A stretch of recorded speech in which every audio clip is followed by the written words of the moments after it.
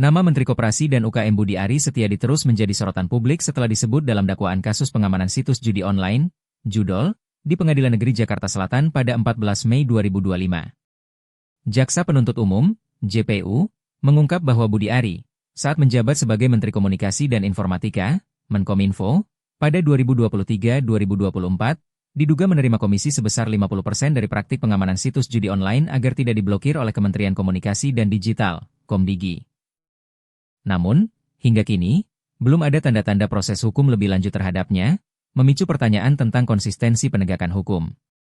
Dalam sidang yang menjerat 4 terdakwa, Zulkarnaen Apriliantoni, Adi Kismanto, Alwin Jabarti Kimas, dan Muhrijan alias Agus, JPU membeberkan bahwa Budi Ari diduga menerima jatah terbesar dari total komisi Rp48,75 miliar untuk pengamanan ribuan situs judol, dengan tarif Rp8 juta per situs.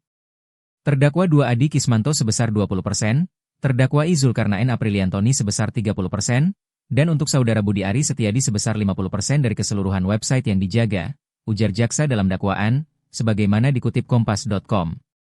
Zulkarnaen, yang disebut sebagai teman dekat Budi Ari, berperan sebagai penghubung, sementara Adi Kismanto, yang diterima sebagai tenaga ahli Kominfo meski tidak lulus seleksi karena tidak memiliki gelar sarjana, diduga mendapat atensi langsung dari Budi Ari. Budi Ari telah membantah keterlibatannya, menyebut tuduhan tersebut sebagai narasi jahat yang menyerang harkat dan martabatnya. Saya tidak tahu ada kesepakatan itu. Mereka juga tidak pernah memberitahu, apalagi aliran dana, ujarnya pada 19 Mei 2025, seraya menegaskan bahwa namanya hanya dicatut untuk memperkuat posisi tawar para terdakwa. Ia juga menyatakan kesiapannya memberikan keterangan kepada pihak berwenang. Namun, pernyataan Zulkarnaen Apriliantoni pada 22 Mei 2025, yang membantah keterlibatan Budi Ari dan menyatakan bahwa ex-Menkominfo tersebut tidak menerima apapun, justru menambah kebingungan publik. Publik dan sejumlah pengamat menilai keterlambatan proses hukum terhadap Budi Ari menimbulkan kecurigaan adanya perlindungan karena kedekatannya dengan penguasa. Seorang pengguna X menyatakan, padahal dalam surat dakwaan jaksa, nama Budi Ari jelas disebut menerima jatah 50% dari situs judol agar tidak diblokir oleh Kominfo. Wajar jika publik mempertanyakan konsistensi penegakan hukum oleh Kejagung. Ketua Indonesia Police Watch, IPW, Sugeng Teguh Santoso menegaskan bahwa fakta persidangan merupakan alat bukti hukum yang cukup untuk membuka penyidikan baru terhadap Budi Ari, terutama karena namanya disebut dalam berita acara pemeriksaan, BAP, para tersangka. Penyidik tidak perlu menunggu laporan baru. Fakta yang dibacakan jaksa adalah bentuk resmi dari temuan negara, ujarnya. Anggota Komisi 3 DPR dari fraksi Golkar, Soedeson Tandra, bahkan mendesak aparat penegak hukum untuk tidak hanya memeriksa, tetapi juga memproses Budi Ari jika terbukti terlibat. Kalau Polri belum menetapkan Budi Ari sebagai tersangka, patut diduga ada oknum Polri yang membacking posisi Budi Ari saat itu, kata Hari, seorang pengamat, pada 18 Mei 2025.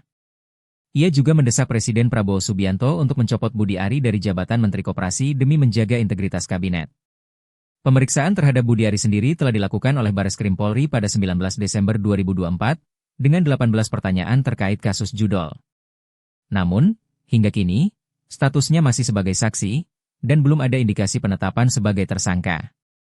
Kepala Pusat Penerangan dan Hukum Kejagung Harli Siregar menyatakan bahwa pemanggilan Budi Ari sebagai saksi dalam persidangan adalah hal lumrah, tetapi keputusan untuk memanggilnya kembali bergantung pada majelis hakim. Kami akan lihat dalam hal kepentingan pembuktian, kata Kepala Kejari Jaksel Haryoko Ari Prabowo.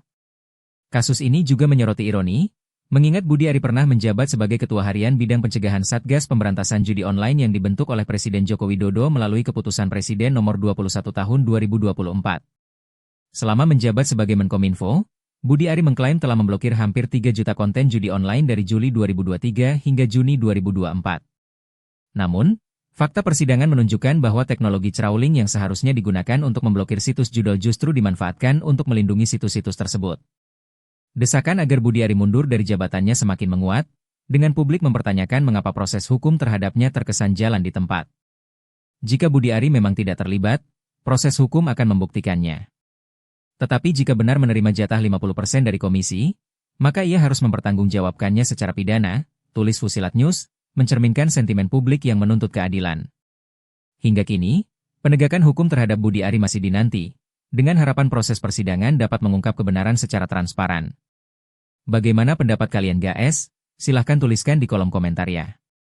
Jangan lupa, Ikuti terus perkembangan terbaru laporan kasus ini hanya di Turida Media.